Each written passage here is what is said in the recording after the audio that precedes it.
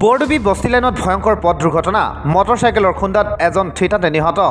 নিহত হোৱা ব্যক্তিগৰাকী বৰডুবি বস্তি লাইনৰ জলেন মুণ্ডা বুলি চিনাক্ত মটৰচাইকেলৰ খুন্দাত জলেন মুণ্ডা নামৰ ব্যক্তিগৰাকী মৃত্যু হোৱাৰ পিছতে উত্তেজিত হৈ পৰে স্থানীয় লোকসকল ফিলবাৰী ডুমডুমা সংযোগী পথত মৃতদেহ লৈ পথ অৱৰোধ কৰি প্ৰতিবাদ সাব্যস্ত কৰে।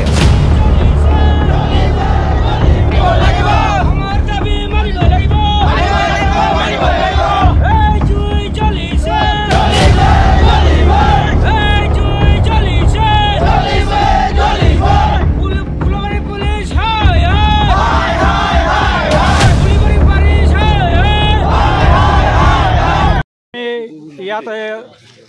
প্ৰতিবাদ কৰিছোঁ যে আমাৰ লাইনৰ নিবাসী শ্ৰী জলেন মুণ্ডা ৰাস্তাৰ কাষে আহিছিলে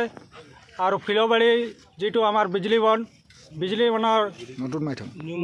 নিউ মাইথঙৰ কৃষ্ণা বাহাদুৰ তামাং বাইকেদি আহি